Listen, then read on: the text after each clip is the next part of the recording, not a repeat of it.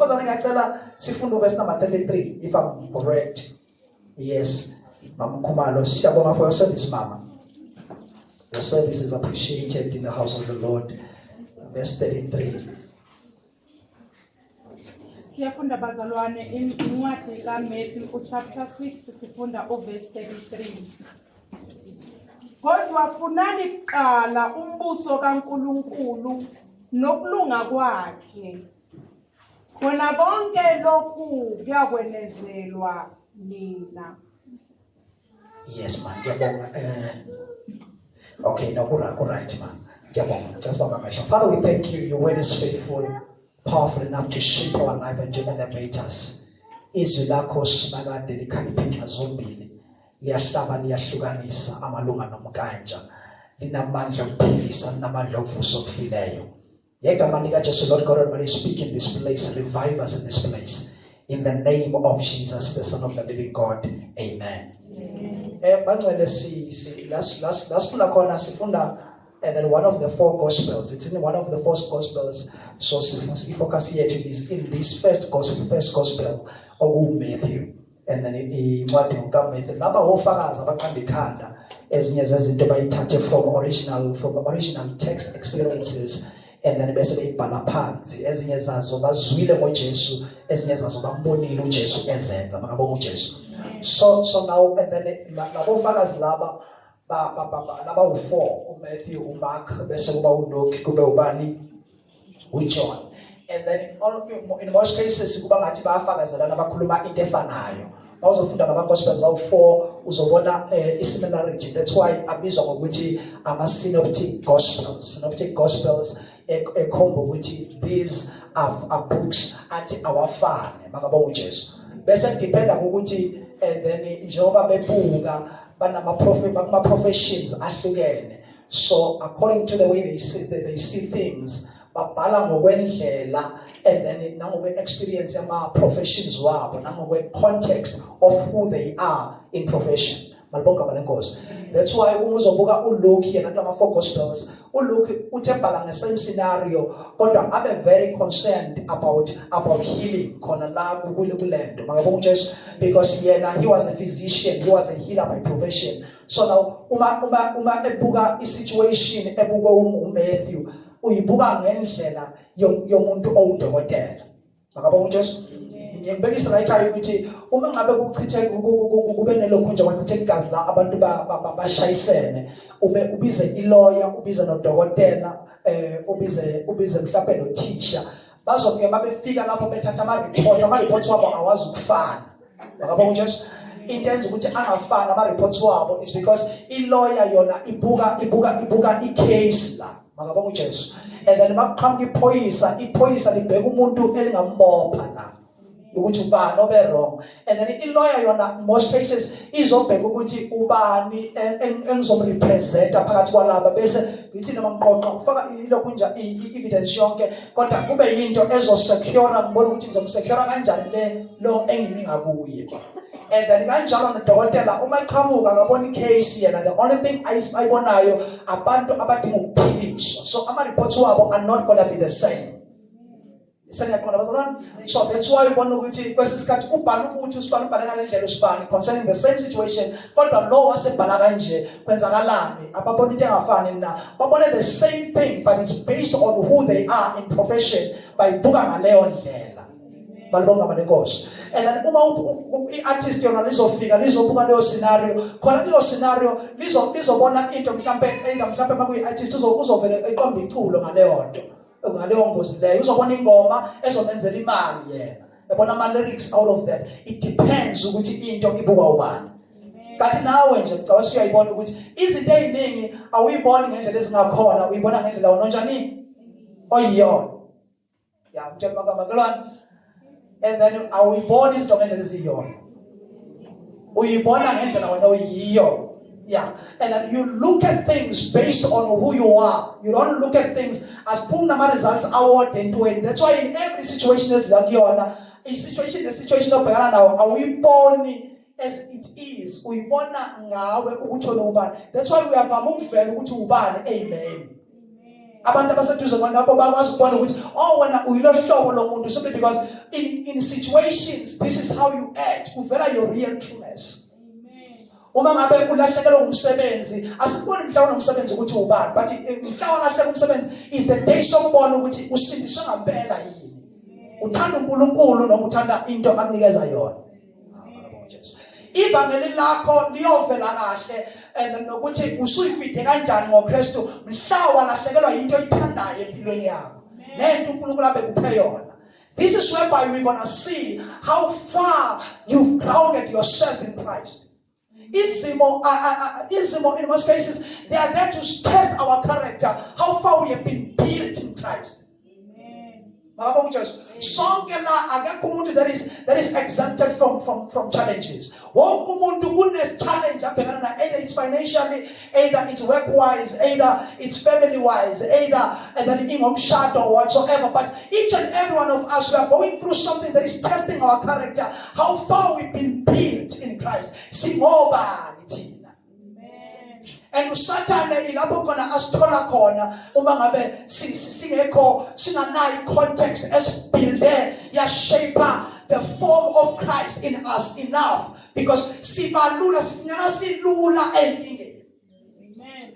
Asikho lula ngoba izwi lingenamandla kodwa silula ngoba and then asinayo i-context yezwi in our minds, in our thinking, in our heart, in our body and akakaformwa uKristu kithi. Yingakho kuba lula ukuthi sihambe nomoya because we are not yet built in this thing. Ivangeli akusiyo into yokukhipha ehluphekeni asizana sithi basizavangeli kwathiwa and then wozothatha into yokukhipha ehluphekeni kuyinkinga uma uzolibuka njengento ekhipha ehluphekeni because ukukhishwa ehluphekeni ama-product or noma ama-results ensindiso are things that comes along the way but it's not the purpose why we are saved. Insindiso is not something that gives us money. Ayiselanga ukuzosipha imali, but insindiso yazela ukuzosinikeza impilo ephakade. Hallelujah. So now uma sesithola lempilo ephakade kuba iyona that shapes us and form us. Lord Christ as shape us form until we become like Christ himself on earth. Now bese sifika kuleli verse ke uJesu akhuluma kulona uthi seek ye the kingdom of God and his righteousness, then all these things shall be added unto you. Amen. But first seek ye the kingdom of God and his righteousness, and all these things shall be added unto you. Funani qala ini bazalwane. Then go bazalwane. And then akasho uJesu ukuthi funani pheqala izinto. Funani qala umbuso sithe akunambuso nasithe akunambuso without the king. Yeah. So ukuthi uma ngifuna umbuso kaNkulunkulu my focus is the king more than izinto ezongipha zona. Amen. Balibonga Nkosi. Ikhona ikhona. So now umbuso is dominated by the king himself, of which is Jesus. Mighty funani qala umbuso kaNkulunkulu then all these things shall be added unto you. Ukhona ukuthi ngifuneni qala mina. Nokulunga kwami qala. Ukuthi your pursuit must be in seeking him and his righteousness first. Our pursuit is not in seeking things that he can give, but it's in finding him first before he can give us the things. Izinto azilandeli abantu abanganayo uJesu. But izinto they were meant to follow to be attracted to people who are full of the kingdom of God. Amen. Izinto zikulandela ngenxa yento kuwe. Uba umagnet wezinto ezinhle ngenxa kaKristu njani? Hallelujah bazalwane. Uba umagnet we success ngenxa kabantu bazalwane kaKristu kuwe. Okusho ukuthi ifocus yami it mustn't be in pursuit of things more than in pursuit of God. As much as ngifunda, as much as ngisebenza, Kodwa my pursuit is more than umsebenzi. My pursuit is Christ, because ngathola uKristu yo-attracta konke okuhle kwezwe kuyoza kimi. Hallelujah. Makalana. And then ngathi mhlele to makalana lo. Ngoba lo mfundi sokuxoxa. Ngethemba sizoxoxa kahle along the way. But now bese ubheka lo munye makalana. Hayi hleli kahle. Ayiwani ukuthi ubani lo umlahleli. Kwabithina makalana sokholo xabene naye. Seek ye the kingdom of God first. Then all these things shall be added unto you. And then as I've spent at church, all of you, as you know, I've spent my whole life at church. And then and everything and all that. And then and then I spent my whole life at church in a way that I'm kumbuli usuku engasindiswa ngalo oludala ukuthi kwaba yilo usuku. Because mawukhulele esontweni isikhathi esiningi uyilo muntu ohleze njalo mangabe ukuthi waphakanyisa isandla kwamele uJesu nawe wenze njani uyaphakamisa isandla ebuncaneni. So now God angazi uJesu ngani mamukela kangaki, because now kuthiwa namhlanje kwamele uJesu befundisa intshumayelo nami sengiphambili and everything uzabuza ukuthi wena umuntu mamukela kuzobeni lo Jesu. So now and then but what I've learned ukuthi and then at my early stages of taking serious it was mostly in the focus of ukuthi uJesu kunezinto anazo azongipha zona ezinhle. And then the focus yami, it was on the things that he can give more. Because then I understand ukuthi mangabe sesibhala ngoba sofika high school uyaqala ucaba ukuthi emawubhala and then ngathi ungaqala uyobona umfundisi ukuze uJesu akuphasise esikoleni. So sasihamba siyofuna ukubona umfundisi ukuze into zethu zohamba kahle esikoleni. So I learned ukuthi uJesu uyena osifisela okuhle nosipha izinto ezinhle. So my focus was on the things that he can give me. But as I grow in salvation and get mature in salvation, I'm still growing even today. But I've learned to understand and then it's not about seeking what he can give or his hand. Because njengoba sindisiwe sikhona la sishonke sihlukene indlela esimfuna ngayo uNkulunkulu. Abanye abantu bafuna umbuso wakhe kodwa bafuna isandla sakhe. Mawufuna isandla sakhe ukuthi ufuna lento azokwenzela yona. I seek your hand, I seek your favor, I seek your blessing. It's the hand of God. Ebese bakhona abanye sihleli nabo la ifocus yabo sebadlulile ekufuneni land isandla sikaNkulunkulu bafuna ubuso bakhe. So now I've learned as the time grows, as I grow, and then I realized that isandla sakhe can provide for today, but uma ngathola yena, and then I will have everything in order. Hallelujah. Because isandla sakhe is all about umuntu ukuthi ngizocela isinkwa namhlanje ngoba ngilambile. Provide isinkwa ngibele kufakazi ukuthi ungiphe isinkwa. But inkinga and then isinkwa it will last. It won't last forever. Sizophela. Mhlasiphela isinkwa kumele ngibuyele futhi ngenze njani? Ngiyokhangeza. Kodwa manje uma ngabe sengimatsho enough ukuthi uma ngithole yena ophethe isinkwa esingapheli. So that ukufuna ubuso bakhe kwenza ukuthi ngihlangane and be acquainted with the God who have all these things. Amen. I will never be in a process of trying to come back and ask. Ngizovela entweni enikuyo ngingaqeli ngoba ngifar from yona. So angifuni isandla sakhe, ngifuna yini? Ngifuna yena uqobo. Yeah. And then and also I've learned this thing as I grow. There are people even in prayer, even in their salvation life, who are saved indeed, of course, but who are biblically correct. But Christian like they are not. Because biblically correct, it doesn't mean that you are a Christian. Ungakhotha ama-scriptures wonke uwazi ngekhanda usilisiwe kodwa uthola ukuthi i-character yakho ayifani nabafundi mhlawumbe behamba ey'trenze ze-Ethiops. la khona bangafundanga ama-scriptures babuka ukuhamba kwabo nenkambo yabo bathi laba they are not just biblical but these ones are the Christians. Amen. Ngikona bangifela? Amen. Tshela makelwane dlule kubeni biblically correct bese uba uKristu uqobo. And because there is a position whereby umuntu knows the scriptures, can tell us the scriptures and everything. No methandaza uyayikhotha imibhalo kodwa impilo yakhe ayiphilayo ayikhotha imibhalo. Hey, awesome.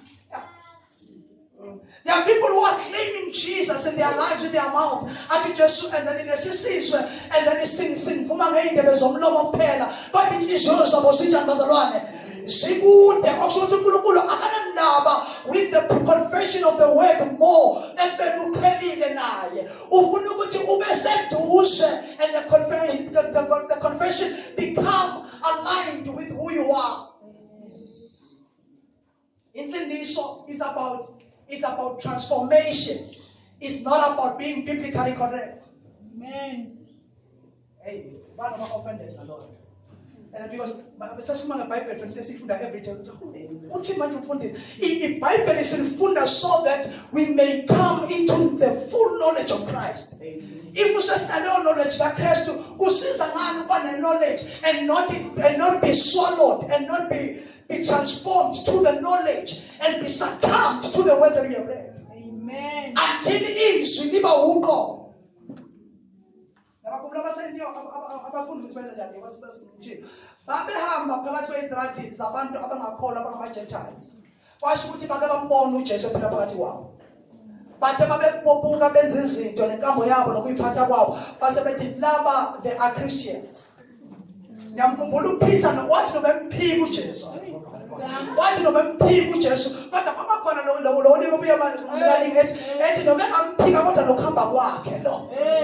Because noma i-confession emlonyeni ingathi ingasho ukuthi ngisindisiwe kodwa ukuhamba kwakho nenkambo yakho ithi uyakholwa lo sindisiwe. Salvation. Amen. Malonga malenkosi. Tell me I am saved. In 2026 ngifuna ukuyiphila le. Kathanda ukuyixoxa. Yeah. Ukutshela nje umuntu, utshela lona ngathi ungithanda ngathi baka uthi ngikathanda ukuyixoxa. Kathanda ukuyixoxa le. Sengifuna ukuyiphila mina le. Sikibe ke mo first ngapha kwaZambia. And then see, because I put last week, advancement of the kingdom, and then is the kingdom in us. Then we begin to live in the streets and live in the society. We are advancing the kingdom. In the proclaim the gospel, we are advancing. Even in Piloyako, Maibe, Yichumayelo. Yeah, and then after somebody is really Chumayel powerful and cool. I think Chumayelo, even another issue, Ishmael minds. We are as. And then God imagine in the short time, it's short at 10 years. Yeah. Umuntu ehlala in this 24 years and years, but there is no transformation at all. Akashinji. Ufana nomuntu ongena emanzini ephume omekeke. Ufana nomuntu ohleze ingwenya bazana ngisho ihlala emanzini. And then ihlala emanzini kodwa iphuma imahwane yonke le ndawo. Uyibuza lona kahle kahle kwenza njani. So do not allow yourself to groom salwane. They'll always be part of God's services and part of supreme services, part of God. You are not transformed. You must pray, Lord, help me to be transformed. I'm tired of being the same. Kiss you have me cool. Yeah. Kiss you have me amazondo. Kiss you have me amagqubu. And then you calling about what I mean, king of which Lord, help me. Let this be the year whereby I transform. Unkulunkulu are not concerned more about other things, but He is concerned about a person who is transforming. Amen. Transforming. The focus of Unkulunkulu is to change us. I know that.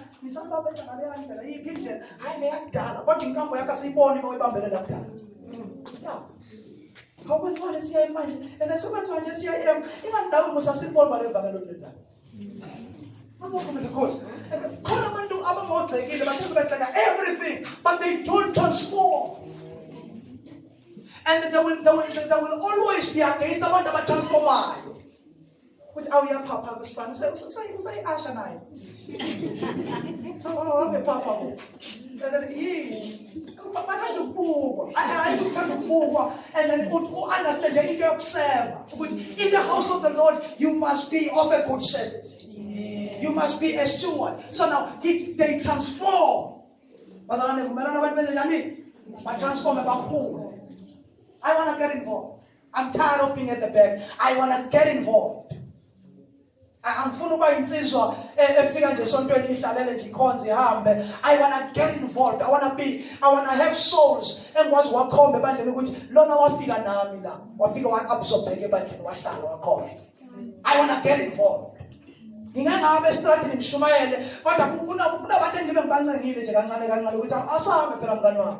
And I want to get involved kulento yombuso. Ukhona umuntu ogulayo kwamakhelwane and then angibaleke ngithi abantu abagulayo banuka and then ngathi nje umuntu ogulayo kwamakhelwane ngiyangena kwamakhelwane ngiyokwenza njani ngiyombeka izandla ngithandaze. I want to get involved to the kingdom advancement. Amen. You will never see how powerful you are until you lay down something. Uzufakazi ngakusasa ukuthi ayasandala emva kokufika kwakho salala yakhumbula ukuthi ngathakazela umloko nje wamwesele yakhumbula ukuthi ngathakazela umwesele ngashasha ngithakazela nomwesele ngathakazela ifasha somwesele hayi ayitseli lo mama and everything akusho and then kuzobe namhlanje and then I think 2 weeks back not 2 weeks back and then when you usuke and then ashana naye futhi ngawakho lapha ngawakhe waphuma bengibona ngibaba wagijima eza kumfundisi and atsho ngasho ukuthi khona imali angipha yona wangibheka hayi manje senza imali kodwa into angiphindela yona uthi mfundisi nokwangena la ekhaya wangithandaza wathazela lezinto la ekhaya and then from that day izinto zavuleka. The business that much, even the fridge lab finish all one how you get a salad, the business the deco, the fridge and all that. But every lab but a salad on weekend. And then we are Pumalian. We are Pumalian. How for this?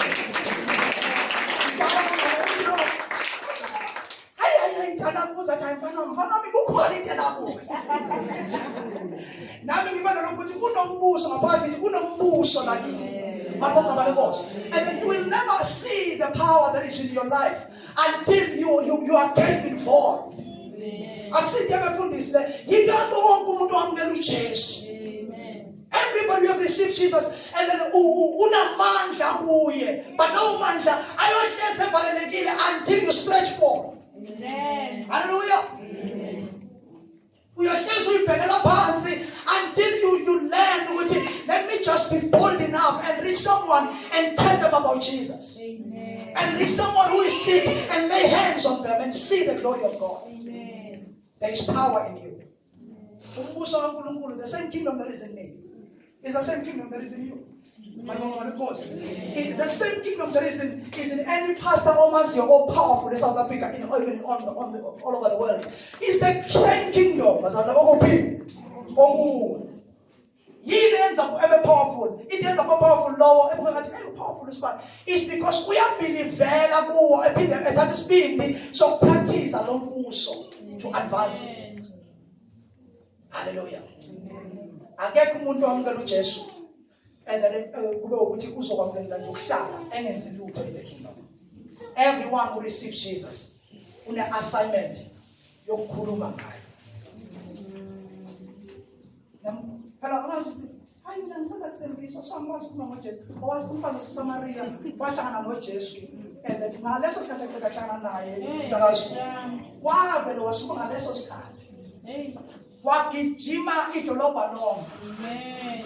Washo ukuthi noma ngakwazi ukushumayela kodwa khona abantu ngizobatshela ngento ngomuntu engihlangane nayo. Amen. And then akanayo even nesermon angayisho kodwa into ayiphethe ukuthi ngimbonile ongitshelele. Hallelujah. Ngiyakhumbula even nensizwa yayingabona emehlweni. And then ngoba bayingabona emehlweni uthena uma esejabulile ngesinagogweni uthena ejabulile njalo abantu bamdiscourage abethi imuphi lo muntu lowo oyilo bheda yilo njani lelo singafuni lo wathi angifuni ukwazi okunye akwazi okunye ngikwaziyo kukodwa ukuthi bengingaboni ngase njani. Hallelujah. You can argue the everything but you cannot argue the results. Ngimbonile ngaphambi kwenu unganamehlo ngingaboni kodwa namhlanje hallelujah ngiyabona that he was advancing the kingdom. Amen. Umuzwa ukuthi suppose ngaqala ngaphi nje mina ngakwazi ngifunde netheology neBhayibheli angilazi nje nani ngikwazi. It's not about ukwazi iBhayibheli, it's about ukuhlangana noJesu. Mawuhlangane naye you've got something to tell people about. Amen. You've got something to tell about Jesus. I've met Jesus in my life and I found peace. I found peace. Into this awuyamngeli bese uyibambelela kuwe kube into yakho. Hayi ngisindisiwe hey baphila kanje bayibona yes uJesu uJesu angingane yes uJesu bayibona bosala kanje bayibuye uJesu balibuye iphilipo lethu nasekhaya kini uhlezi ngabathomela mhlali ibuye iphilipo lethu iyophuma mina ngedwa ngerufu ngabula mafunga ehlangana noJesu niyosala kanje ngiyantshela. And it's not about that, it's about telling people about this Jesus who can save, who has saved you. Awushithi wonke umuntu ebenosindiswa namhlanje unelungelo loku-advansa ini umbuso. Yeah. Now mina nje ngiangaza ukuthi ngiashe bandleni ngimanje lapho ayibonga inkosi bese ngehla ngobona no awuqeda nje ukuthi ashari and then ungehle ngobona khuluma ngoJesu omkhonza nomserva ebantwini. Go outside there and tell people about Jesus. Unabantu asebenza la umsebenzini asazibona ngawe yedwa ufike bandleni azinkambo yakho ngathi njani lapho usebenzela khona la emadaleni khona la eNewcastle khona la around kodwa asikasibone nje khamba nomzalo nomuntu uthi hayi ngithenja ke size sizokhonza ayidecide yena ukuthi abamukele uJesu bakabamukele ngikho abantu awubuza bakho ukuthi bana espere yena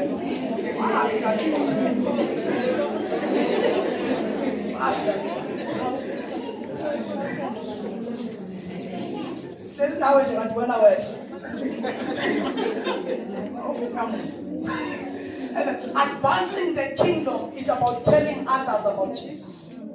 Akumele ube satisfied ukuthi usuhlele ebandleni for 5 years or in fact for unyaka wonke kodwa akekho umuntu okwafika naye.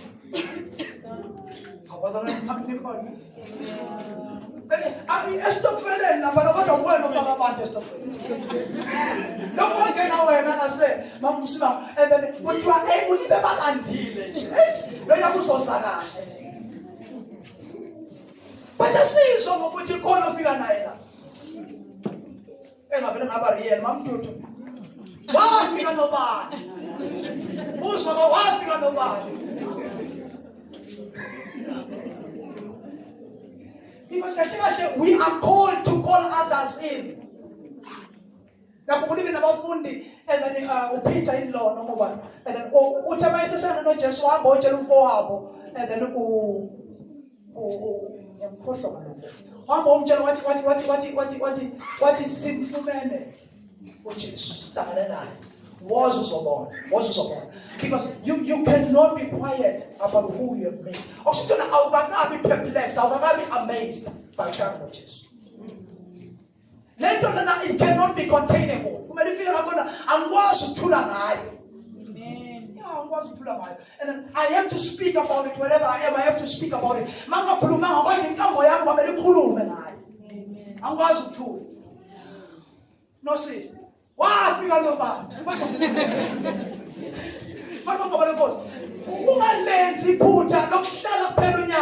There is nobody you have ever drawn into the house of the Lord. Abese sikhuzana laba bazalwane. Laba bathi mayethi uthi nosihle kuletha umuntu bese yena emxosha mayefika la. Awuyazi umsebenzi awusebenzile ukukhombisa lo muntu for 6 months emzama. Abazali bami bese bakhona le member le ethi bayengena la le asho lizovelela iminyathe. Ubani?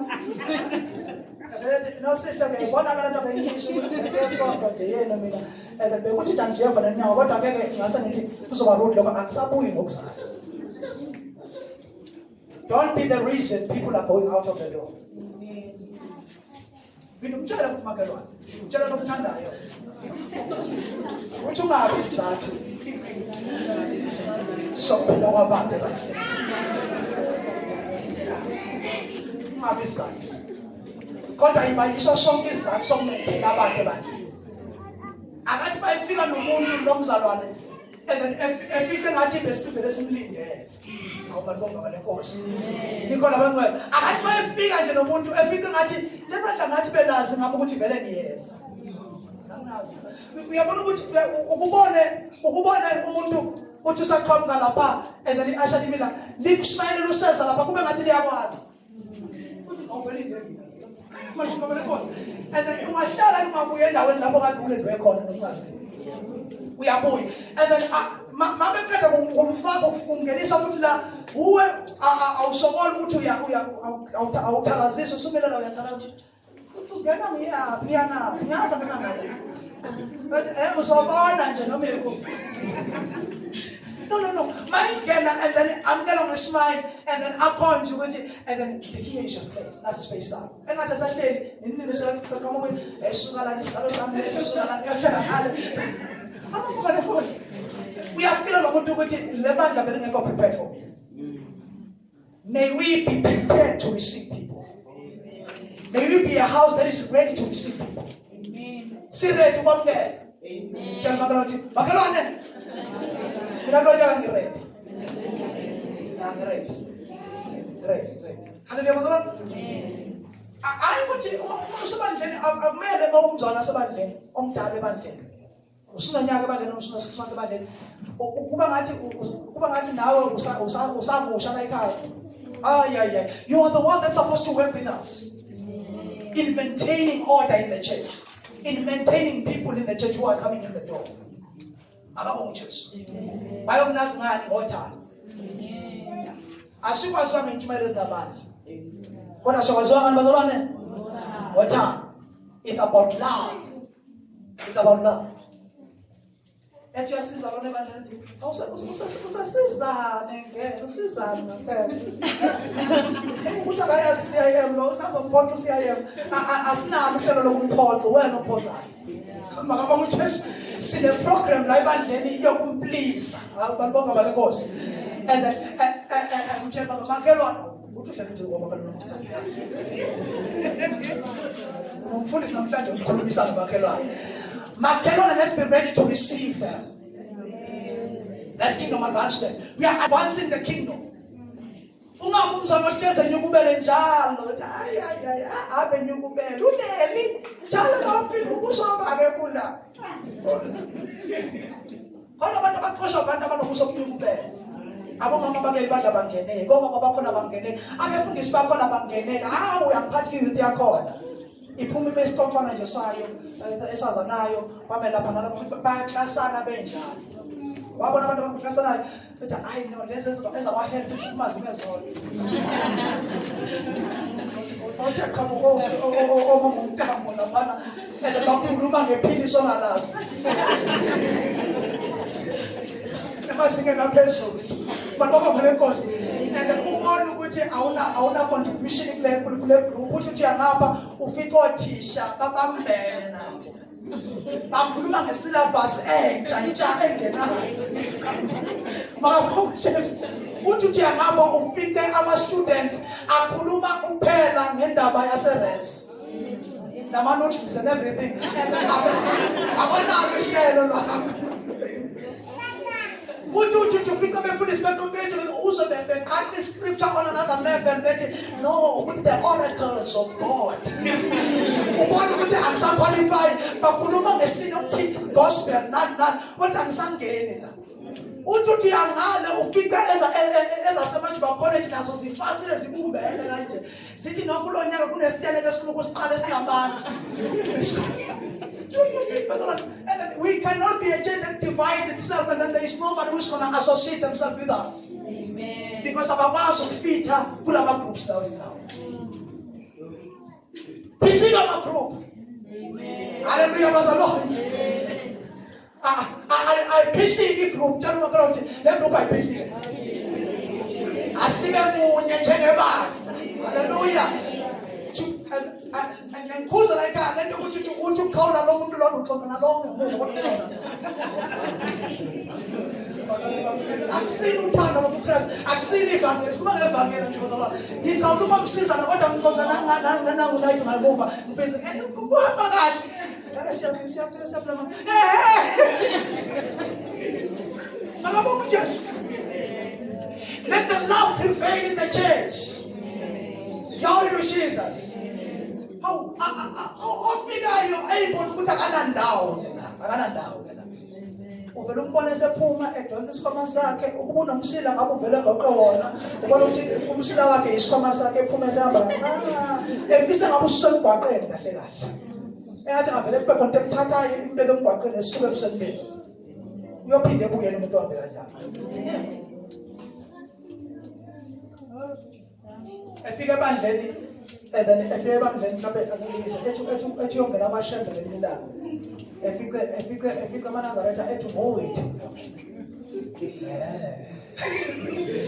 efike amanazareta ethi hawu ihlala isuthi uyimpunga le evele bona ukuthi ngiyabhilonga bangamkela kahle laba ngingena sahlangana nathi hawu sake sabona phela bathi usokhatha wabanja uthanda ukuthola behlala isuthi abantu abaningi abahlaliswa intshumayelo bathanda ukuthi abantu zabo babaphathe kahle yeke intshumayelo phela abantu abazeli intshumayelo nikona bancane kodwa they are looking for belonging. Yeah, and then they are looking for a community of God where they can belong. May this be a community where they can belong. But no kuzokwenza ukuthi abazali bonke ba created that community of love. Community built on ngothando. Nokunakekelana. Love one another. Hallelujah. Kumele ungazi ukubona nomzwana wakho mangekho right ngalolu suku. Ungamshayi ngoba nakho engekho right. Uyamazi ukuthi akusumzwa abahleze nje. Kodwa uyambona ngalolu ukuthi akekho mnandi kahle. Akuthi baphuma iservice and kube uwena umbechayo. Khamba kahle kodwa my sister, khamba kahle my brother. Is everything okay? Hayi ukuthi hayi awujena namhlanje ngibona ngazobela. No, akazi kuyibona ithina kumele simbone. Ngiright bazalwane. Ananaze ibone ithina kumele sinjani? Simbone. She needs us. It's not every time whereby we are strong. But there are times whereby we are weak. There are times whereby we are tired. There are times whereby we don't want to come to church. And then there are times whereby we wish I cannot stay home. Be part of the church. But if you are any push to tell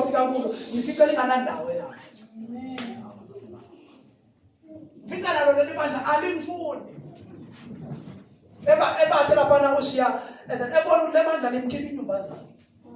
You are not going and young as I'm sharing. I never know some that there's almost within Kupu this way. So let's take care of one another. Loco is not going to be done by the pastor, and then it's going to be done by all of us together. Aksum sevens on the food is prepared, but sevens way back to build the family and to build a community of the saints that cares for one another, that takes care of one another. I've made a small bit of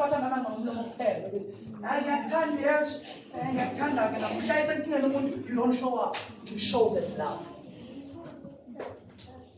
I keep to your umzalane. Umuntu efike la ibandleni ehlale for inyanga yonke akukhona yethu umzalwane okwathatha inamba yakhe. Wena likhona umzalwane okwathatha inamba yakhe. Mhlawumbe usuna unyaka efika la ibandleni right unyaka wosu. Ngiyani expose nje manje. Bantu ngaba leFox. Akumele kube ukuthi and then umuntu ehlale kuphela inyanga inyanga inkulu bazana ukuthi akekho usister, akekho umama, akekho ubaba, that is able to tell, okay, let's spare part of no sister, because no brother, because kuzwakala kabi ukuthi sister yami ngena my sister. Manje uyifaka leza ka WhatsApp.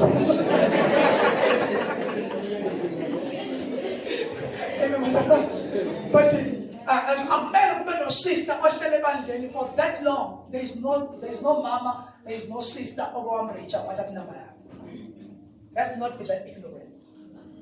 It's coming from ignorance, not from rudeness. It's ignorance. Ngabonga uJesu. So mtshela ukuthi kusukela namhlanje uzoqala ukuthi bani ofikayo. Kanjalo nobrother even kuphele nje inyanga ubrother fike bandleni akekho ihluphayo one of the brothers who says my brother, can I have your number mfowethu? And then mfowethu futhi brother bara ikhona ukuthi awujaba mfowethu ngoba kahle ebethatha kuba nombe number yakho futhi so amen. That's all. And we are feeling lo brother ukuthi I belong. Ngokuhamba kwesikhathi no sister na bamsondeleyo. Anihambe lokuthi no brother. Yazi khona brother abanye ukuthi no sister abasondeleyo. Sengishelo brother, hayi brother to sister. But bangabonga uJesu. And then ukuthi nje kuno sister abakwazi uku-embrace that says a lot no brother. Because usuka outside there whereby mhlawumbe kanabo sister ekhaya. So sister ubathole sontweni. Let's be the community that is full of love. Okay, some people may say love is a bad. Happy one. You challenge it. What if you are bad? I'm such a well, I'm not come back home. Who's 17? I'm like,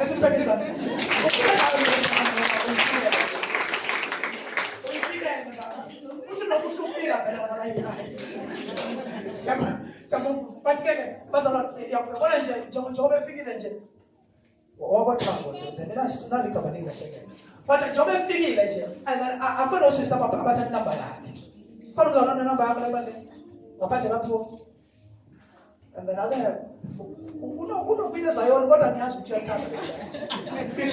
I'll go with Chess. We're telling anybody. And then I won't go people, they are so proud of there. And then the way is what I know man like a mother is a family to him, but I said, hallelujah. Now, and then as I close, there is a story about a man. This man, why they not done they not done a super ingezo.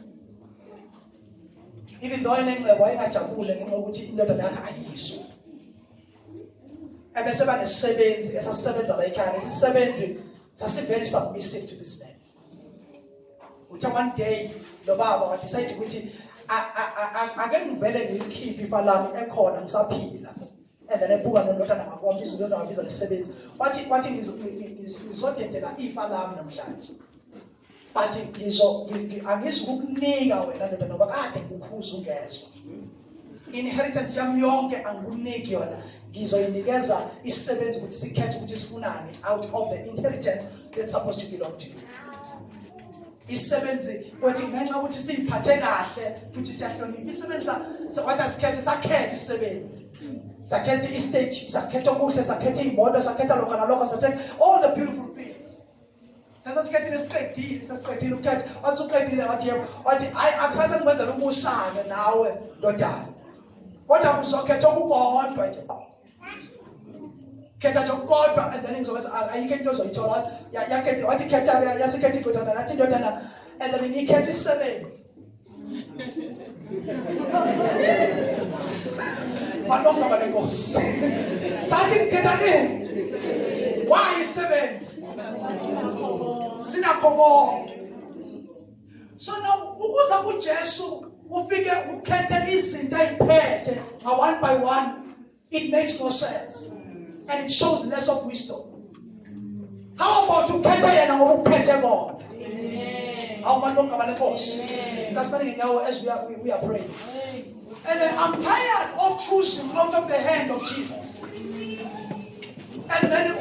uJesu ephethe konke ngifuna yena. Awu kube uZulu khona ngamshamlandela. Awu mabonga balekosi. And then uma ngabe uJesu uhuyo ophethe ingcebo yonke nayo yonke uma efike ephethe impilo ephinde phethe everything that I need elithi iBhayibheli, then all these things shall follow you. Then angizukhethe izinto ezimlandelayo. Ngifuna yena olandela izinto. Amen. Hallelujah. Amen. Ngifuna yena olandela izinto. Angifuni ukuthandaza umsebenzi ngize ngikhathale, ngifuna ubuso bakhe. Ngithi ngikhathale kodwa ngikhathale ngifuna ubuso bakhe, because I know ngathola ubuso bakhe umsebenzi ukuye. Amen. Hallelujah bazalwane. And then ngikhathele ukucela imoto, angisafuni imoto, ngifuna yena, ngathola yena imoto ikuye. Amen. Angisafuni ukucela impumelelo sengizwile ukuthi ipackages anaye. Hallelujah. Oh mali bonke igama lenkosi. I need Jesus in my life. He has it, everything. If I call phakathi kwethu othi angaze mamukela uJesu empilweni yami, qalunyaka sengizwile ukuthi kuJesu uNkulunkulu amagugu onke wabeke kuye. Kunokuthi ngikhethe izinto one by one sengicela yena. Ngicela yena uJesu. Ngicela yena. Kathela ufuna zonke izinto zomhlaba nento zezwe, ngifuna yena namhlanje. If there is somebody who's saying like that, look, I need Jesus in my life. And then above everything, uphethe ukuphila. Uphethe ukuphila. Uphethe ukuphila. Above everything, uphethe ukuthula. Okay, uqonda konke. The peace of God, the life of God. Above everything, uzokunikeza ukuthi mina sebusuku ukwazi ukulala ngokuthula. Hayi ngoba ungenazi iziphi nama challenges. Because ukuthula is not the absence of challenges and woes. But we are able to find peace in Him, even if we are going through challenges. Usinikeza ukuthula. Awumalibonga manenkosi. Peace is not the absence of fights. It's not the absence of wars. But in peace is the presence of a person. It's the presence of a person. Impilo is not the presence of money. It's not life, that one. But impilo is the presence of a person. Hallelujah. Hallelujah.